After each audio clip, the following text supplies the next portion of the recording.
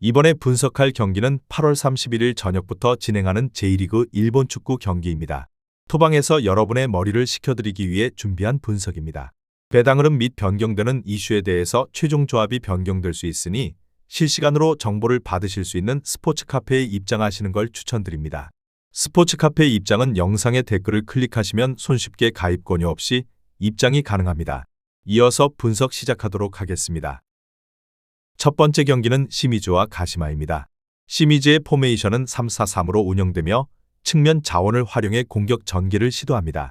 타카하시는 최전방에서 제공권과 움직임으로 기회를 노리지만 강한 압박을 받을 경우 고립되는 장면이 잦습니다. 마스자기는 측면에서 빠른 돌파와 컷백으로 활로를 찾지만 수비 전환에서 느려 뒷공간이 흔들립니다. 카피샤바는 피지컬을 활용한 버티기와 마무리를 겸하지만 빌드업 상황에서 기복이 있습니다. 특히 주전 수비수 마테우스 브루네티가 퇴장 징계로 결장하면서 최종 라인의 안정감이 크게 떨어집니다. 이로 인해 상대가 속도를 높여 압박하면 중앙에서의 취약점이 노출될 가능성이 큽니다. 가시마의 포메이션은 4-4-2로 안정적인 라인을 구축하며 전방 압박과 빠른 전환을 동시에 구사합니다. 스즈키는 문전에서의 결정력이 뛰어나며 제공권과 마무리 능력으로 꾸준히 득점을 노립니다. 엘베르는 측면에서 드리블과 스피드를 살려 크로스나 직접 슈팅으로 위협을 가합니다. 후나바시는 중원에서 전방 압박과 볼 배급을 동시에 수행하며 템포를 조절하는 능력이 돋보입니다. 특히 가시마는 전환 속도를 살려 상대 수비 라인을 흔드는 장면이 많고 후반 체력 싸움에서도 조직력이 유지됩니다. 결론을 말씀드리자면 이번 경기는 수비 안정감에서 차이가 뚜렷합니다. 시미즈는 브루네티의 결장으로 인해 최종 라인의 집중력이 떨어지고 뒷공간 커버가 크게 흔들릴 가능성이 있습니다. 반면 가시마는 스즈키와 엘베르의 공격 조합이 날카롭게 맞물리며 후나바시의 전개까지 더해져 다양한 루트를 만듭니다. 시미즈가 홈에서 반전을 노리더라도 수비 불안이 반복되면 경기 흐름은 가시마 쪽으로 쏠립니다. 결국 안정적인 라인과 날카로운 공격 루트를 갖춘 가시마가 경기를 주도할 가능성이 큽니다. 가시마의 승리와 언더를 추천드리는 경기입니다. 두 번째 경기는 우라와와 니가타입니다. 우라와의 포메이션은 4-2-3-1이며 마스오는 측면에서 빠른 돌파와 컷백으로 상대 수비를 흔들며 날카로운 공격 루트를 만듭니다. 세키네는 왕성한 활동량으로 좌우를 오가며 전환 상황에서 순간적인 스프린트로 공격 템포를 끌어올립니다. 구스타프소는 중원에서 볼 배급과 경기 조율을 담당하며 압박 상황에서도 탈압박과 전진 패스로 공격 흐름을 이어갑니다. 우라와는 홈에서 강한 압박과 빠른 템포 전환으로 상대를 몰아붙이며 전방에서 높은 위치에서 공을 빼앗아 즉시 공격을 전개합니다. 특히 수비 라인과 미드필드 간격을 촘촘하게 유지하면서 상대의 롱볼 전개를 차단하는 능력이 뛰어납니다. 니가타의 포메이션은 4-4-2이며 하세가와는 측면에서의 돌파와 크로스로 기회를 만들지만 수비 전환 시 커버 범위가 좁아지는 약점이 있습니다. 마테우스 모라이에스는 제공권과 연계 능력을 앞세워 전방에서 버티는 힘을 보여주지만 발밑에서 강한 압박을 받으면 고립되기 쉽습니다. 시라이는 중원에서 연결고리 역할을 맡지만 압박 강도에 따라 경기 영향력이 급격히 줄어드는 단점이 있습니다. 니가타는 전형적인 4-4-2 블록으로 안정적인 수비를 구축하려 하지만 공격 전개가 단조로워 박스 근처에서 창의성이 떨어집니다. 특히 원정에서는 후반으로 갈수록 체력 저하로 수비 집중력이 무너지는 장면이 반복됩니다. 결론을 말씀드리자면 이번 경기는 압박 강도와 전환 속도에서 우라와가 확실히 앞섭니다. 마스오와 세키네의 측면 돌파는 니가타 수비 블록을 흔드는 강력한 무기가 될 수 있으며 구스타프손의 전진 패스가 이를 뒷받침합니다. 니가타는 하세가와와 모라이에스를 활용해 반격을 노리겠지만 전개가 단조롭고 압박을 뚫는 과정에서 어려움이 많습니다. 특히 중원에서의 세컨드볼 경합에서 밀리게 된다면 경기 내내 수세에 몰릴 가능성이 큽니다. 결국 우라와는 압박과 템포를 유지하며 홈의 에너지 레벨을 앞세워 승리를 가져갈 확률이 높습니다. 우라와의 승리와 언더를 추천드리는 경기입니다. 세 번째 경기는 가시와와 후쿠오카입니다. 가시와의 포메이션은 3-4-3으로 중원 압박과 빠른 전개를 동시에 노립니다. 카키타는 제공권과 포스트 플레이로 전방에서 공격의 중심축을 담당합니다. 고이즈미는 이선에서의 연계와 전환 패스가 날카로우며 세컨드볼 장악에서도 강점을 보입니다. 야마다는 폭넓은 활동량으로 중원 전체를 커버하며 압박과 탈압박 모두에서 존재감을 드러냅니다. 특히 홈에서는 템포를 빠르게 끌어올려 상대 수비를 흔드는 전술적 완성도가 돋보입니다. 후쿠오카의 포메이션은 3-4-3으로 수비 안정감을 우선시하지만 전환 속도가 다소 늦은 편입니다. 벤 칼리파는 피지컬을 활용해 전방 버티기와 제공권에서 강점을 가지지만 기동력이 떨어집니다. 코너는 중원에서 전진 패스로 리듬을 잡지만 압박이 강해질 경우 쉽게 흔들립니다. 마츠오카는 왕성한 활동량으로 공간 커버에 나서지만 후반 체력 저하 시 안정감이 크게 떨어질 수 있습니다. 특히 측면 수비의 간격이 벌어질 경우 상대의 침투를 막아내기 어렵습니다. 결론을 말씀드리자면 이 경기는 가시와 레이솔이 압박 강도와 전환 속도에서 확실히 앞설 가능성이 큽니다. 카키타의 제공권과 고이즈미의 전진 패스는 공격 전개에 무게를 실어주며 야마다의 활동량은 경기 전체 리듬을 장악합니다. 반면 후쿠오카는 벤 칼리파를 활용한 단순한 공격 루트에 의존하며 전환 과정에서 템포를 잃는 경우가 잦습니다. 마츠오카의 활동량도 후반으로 갈수록 떨어지기 때문에 경기 후반은 가시와가 더욱 강한 압박으로 몰아붙일 수 있습니다. 결국 경기의 주도권은 가시와 레이솔이 쥐고 승부처에서 확실히 마무리할 가능성이 높습니다. 가시와의 승리와 언더를 추천드리는 경기입니다. 다음 경기 분석에 앞서 여러분들께 중요한 한 가지를 알려드리려고 합니다. 모든 사람들이 각자의 분석법이 있고 다양한 루틴이 존재합니다. 배당을 분석하는 사람, 결장자를 분석하는 사람, 그날의 팀의 컨디션을 분석하는 사람 등 다양하게 있습니다. 제가 운영하고 있는 스포츠 카페에서는 모든 분들의 분석을 한눈에 확인하실 수 있으며 가입 권유 없이 운영을 하고 있습니다. 아무런 요구를 하지 않기 때문에 누구나 입장 가능하며 분석 자료를 확인하실 수 있습니다. 프로토는 혼자서 하는 것보다는 여러 명의 분석 자료와 조합픽을 확인하며 하는 것이 적중에 있어서 더욱 유리합니다. 여러분들도 혼자 하지 마시고 제가 운영하고 있는 스포츠 카페의 입장에서 정보를 확인하시는 걸 추천드립니다. 댓글에 있는 영어를 클릭하시면 분석방 입장이 가능합니다. 네 번째 경기는 가와사키와 마치다입니다. 가와사키의 포메이션은 4-2-3-1이며 에리소는 순간적인 폭발력과 박스한 마무리 능력으로 꾸준히 위협을 가합니다. 다치바나다는 중원에서의 활동량과 압박 저항이 강점으로 템포를 조율하며 안정감을 더해줍니다. 오제키는 이선에서 침투와 연계 모두에 능하며 빠른 전환 속도 속에서도 볼 간수 능력이 돋보입니다. 하지만 가와사키는 최근 경기에서 전개 속도의 기복이 크고 수비 전환이 늦어 뒷공간을 내주는 장면이 반복되고 있습니다. 공격적으로는 다양한 루트를 만들어내지만 마무리 집중력 부족이 뚜렷합니다. 마치다의 포메이션은 3-4-3이며 듀크는 제공권과 피지컬을 활용해 전방에서 강한 존재감을 드러냅니다. 소마는 폭발적인 돌파와 넓은 활동 범위로 측면을 흔들며 크로스와 컷백에서 위협적인 장면을 자주 만듭니다. 라비는 중원에서 볼 배급과 압박 회피의 강점을 보이며 역습 전환 시 핵심 연결 고리로 활약합니다. 하지만 수비 라인이 높은 위치를 잡을 경우 뒷공간을 내주는 불안정성이 드러나며 상대 속공에 흔들리는 약점이 있습니다. 특히 원정에서는 후반 집중력이 떨어지는 흐름을 보입니다. 결론을 말씀드리자면 이번 경기는 서로의 강점이 명확히 부딪히는 구도입니다. 가와사키는 에리손과 오제키의 연계, 다치바나다의 조율을 통해 꾸준히 공격 루트를 열겠지만 마무리의 날카로운 부족은 부담이 됩니다. 반대로 마치다는 듀코와 소마의 돌파, 라비의 전환 전개로 위협을 만들지만 라인 간격이 벌어지면 곧바로 역습을 허용할 수 있습니다. 때문에 두 팀 모두 득점 기회를 만들지만 동시에 실점 가능성도 열려 있어 득점과 실점이 상쇄되는 흐름이 반복될 가능성이 큽니다.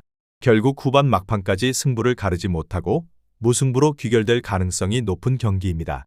무승부와 언더를 추천드리는 경기입니다. 다섯 번째 경기는 쇼난과 간바 오사카입니다. 쇼난의 포메이션은 3-1-4-2로 전방 압박과 빠른 전환을 노리지만 안정감이 부족합니다. 오다는 최전방에서 순간적인 침투와 슈팅 감각을 보여주지만 압박 강도가 높을 때는 쉽게 고립됩니다. 스즈키는 제공권과 연계 플레이에서 나름의 강점을 보이지만 마무리 완성도가 들쭉날쭉합니다.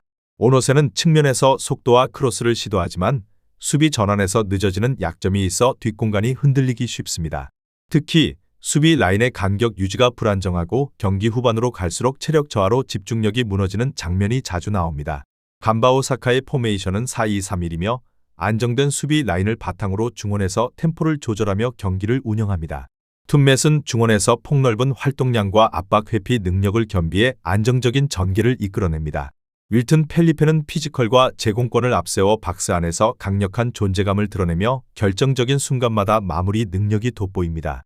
우사미 다카시는 경험 많은 플레이메이커로 날카로운 패스와 박스 근처에서의 슈팅으로 경기 흐름을 단숨에 바꿀 수 있습니다.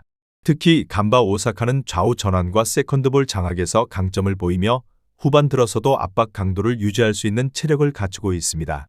결론을 말씀드리자면 이번 경기는 전술적 완성도와 체력 운영에서 양팀의 차이가 뚜렷합니다. 쇼나는 오다와 스즈키의 움직임으로 위협을 주려 하겠지만 중원과 수비 라인의 간격이 무너지면 공격 전개가 단순해집니다. 반면 간바 오사카는 툰맷의 템포 조율과 우사미의 창의적인 전개, 펠리페의 문전 장악이 맞물리며 다채로운 공격 루트를 만들어낼 수 있습니다. 그리고 세컨드볼과 전환 속도 싸움에서 우위를 점한다면 경기의 흐름은 자연스럽게 간바 쪽으로 기울 것입니다. 결국 이 경기는 간바 오사카가 전술 안정감과 공격 효율을 앞세워 승리를 챙길 가능성이 큽니다. 간바 오사카의 승리와 언더를 추천드리는 경기입니다. 여섯 번째 경기는 나고야와 FC 도쿄입니다. 나고야의 포메이션은 3-4-1-2이며 키무라는 측면 왕복이 좋은 윙백 성향으로 낮은 크로스와 세컨드볼 연결에 강점을 보입니다. 모리는 중앙 수비에서 라인 컨트롤과 커버링이 안정적이며 세트피스 상황에서 제공권으로 위협을 만듭니다. 이즈미는 이선에서 연계와 침투를 오가며 전개 템포를 조율하는 타입입니다. 주전 공격수 주커의 퇴장 징계는 결정력과 박스 점유를 동시에 떨어뜨리는 변수입니다. 그래서 전개는 살아도 마무리에서 한 박자 모자랄 가능성이 높습니다. 반면에 수비 블록은 파이브백 형태로 금세 전환되어 실점 억제에 집중할 수 있습니다. FC 도쿄의 포메이션은 4-4-2이며 나카가와는 측면에서 가속과 1대1 돌파로 전진성을 확보하는 윙어입니다. 다와라 치미다는 직선적인 침투와 하프스페이스 러닝이 좋은 공격 옵션입니다. 코이즈미는 중원에서 볼 순환과 압박 회피에 능하며 라인을 안정시키는 조율자입니다. 하지만 원정에서는 중원 간격이 벌어질 때 전환 속도가 둔화되는 경향이 있습니다. 그럼에도 불구하고 두 줄 수비를 견고하게 유지하면 실점 리스크는 크지 않습니다. 결론을 말씀드리자면 이번 경기는 한쪽이 일방적으로 밀어붙이기보다 블록 유지와 전환 타이밍 싸움으로 흘러갈 가능성이 높습니다. 나고야는 주 득점원 공백 때문에 전개 대비 마무리 효율이 떨어질 수 있습니다. FC 도쿄는 측면에서 찔러보겠지만 중앙 파괴력이 제한되면 유효 슈팅이 줄어듭니다. 그래서 전반부터 슈팅 수가 적고 세컨드볼 싸움 위주로 루즈한 템포가 이어질 전망입니다. 반면에 양팀 수비 조직은 무너지지 않는 편이어서 후반에도 신중한 교체와 위험 회피가 우선될 것입니다. 결국 균형이 끝까지 유지될 확률이 높습니다. 무승부와 언더를 추천드리는 경기입니다. 일곱 번째 경기는 세레소 오사카와 산프레체 히로시마입니다. 세레소 오사카의 포메이션은 4-2-3-1로 안정적인 중원 구조와 전방 압박을 동시에 노립니다. 나카야마는 빠른 침투와 공간 창출 능력으로 상대 수비 뒷공간을 집요하게 공략합니다. 루카스 페르난데스는 측면에서 드리블 돌파와 크로스를 통해 공격 루트를 넓히며 세컨드볼에도 강합니다. 카가와 신지는 이선에서 창의적인 패스와 연계 플레이로 경기의 템포를 조율하고 공격 전환의 핵심 축을 담당합니다. 특히 세레소는 홈에서 높은 점유율과 템포 조절을 앞세워 상대 압박을 무력화시키는 힘을 가지고 있습니다. 히로시마의 포메이션은 3-4-3으로 전환 속도와 폭넓은 공격 전개를 기반으로 합니다. 키노시타는 제공권과 전방 버팀목 역할에 강점이 있으나 속도전에서 한계를 드러냅니다. 제르망은 박스 안에서의 움직임과 마무리 능력이 뛰어나지만 고립될 경우 영향력이 급격히 줄어듭니다. 나카지마는 창의적인 드리블과 전환 플레이로 변수를 만들지만 수비 가담과 활동량이 떨어지는 것이 문제입니다. 특히 수비 라인이 간격 유지에 불안정을 보이며 압박이 빠르게 들어올 때 대응 속도가 느립니다. 결론을 말씀드리자면 이 경기는 세레소 오사카가 홈의 이점을 바탕으로 경기 흐름을 주도할 가능성이 큽니다. 나카야마의 침투와 루카스 페르난데스의 측면 돌파가 상대 수비를 흔들고 카가와의 전진 패스가 공격 전개를 매끄럽게 만듭니다. 히로시마는 나카지마의 드리블 전개로 반격을 노리겠지만 전체적인 수비 밸런스와 속도전 대응에서 밀릴 수 있습니다. 특히 세레소의 압박 전환은 제르망과 키노시타의 공격 패턴을 효과적으로 제어할 수 있습니다.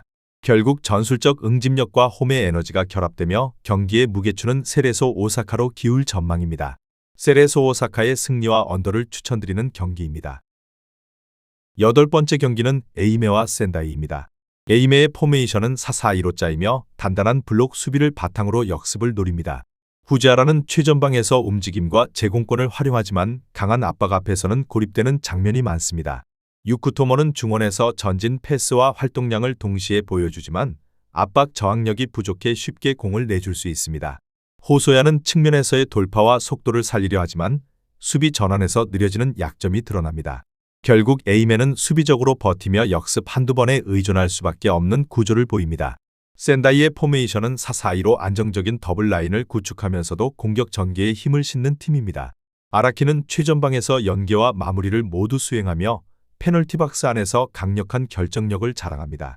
마세는 측면에서 스피드와 드리블을 바탕으로 공간 침투에 능하고 크로스로 결정적인 기회를 공급합니다. 다케다는 중원에서 왕성한 활동량과 빌드업을 책임지며 공격 템포를 끌어올리는 핵심 역할을 합니다. 특히 샌다이는 압박과 전환 속도에서 안정감을 보이며 상대가 내려앉을수록 점유율을 높이며 밀어붙이는 힘이 강합니다. 결론을 말씀드리자면 이번 경기는 양팀의 공격 완성도와 전환 속도의 차이가 승부를 가를 수 있습니다. A맨은 후지아라와 호소야의 움직임에 의존하겠지만 중원 싸움에서 열세에 놓이면 공격 전개가 쉽게 끊길 수 있습니다. 반면 샌다이는 다케다를 중심으로 한 전개와 마세의 측면 돌파, 아라키의 결정력이 맞물리며 안정적인 공격 루트를 만듭니다. 특히 후반으로 갈수록 에이메의 수비 집중력이 떨어지면 샌다이가 점유율을 바탕으로 경기 흐름을 끝까지 틀어줄 가능성이 큽니다. 결국 이 경기는 샌다이가 공격 전개와 전술 완성도에서 한 수위의 모습을 보여주며 승리를 가져갈 그림입니다. 샌다이의 승리와 오버를 추천드리는 경기입니다. 마지막 경기는 오이타와 이와타입니다. 오이타의 포메이션은 3-1-4-2로 중원 점유를 극대화하며 빌드업 중심의 운영을 시도합니다. 아리마는 최전방에서 제공권과 연계 플레이로 공격 루트를 이어가는 역할을 합니다. 노무라는 이선에서의 폭넓은 활동량과 세밀한 패스로 템포를 잡아내지만 압박이 강해지면 볼 소유 안정성이 떨어집니다. 사카키바라는 중앙에서 전환 패스와 압박 차단에 기여하지만 수비 라인 앞에서의 집중력이 흔들릴 경우 공간을 쉽게 허용할 수 있습니다. 특히 수비 전환 시 속도가 느려 뒷공간 커버가 부족하다는 치명적인 약점이 드러납니다.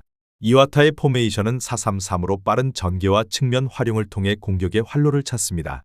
사토는 순간적인 돌파와 강력한 슈팅으로 상대 수비를 직접 압박할 수 있는 카드입니다. 나카무라는 중원에서 볼 배급과 전환 플레이를 주도하며 템포를 자유롭게 조율하는 능력이 있습니다. 우에하라는 측면에서 과감한 오버래핑과 크로스로 공격폭을 넓히며 공격 전개 속도를 끌어올립니다.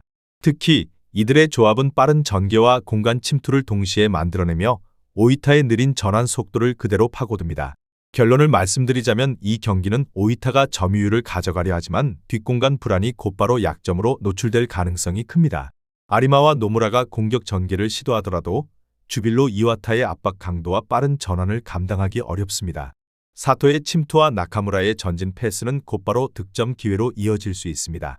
우에하라의 오버래핑까지 더해지면 오이타 측면 수비는 결국 밀리며 균형을 잃습니다.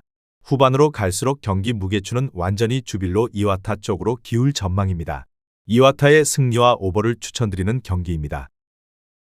본인의 생각과 비슷하다면 한번 도전해보시는 것도 나쁘지 않다고 판단됩니다.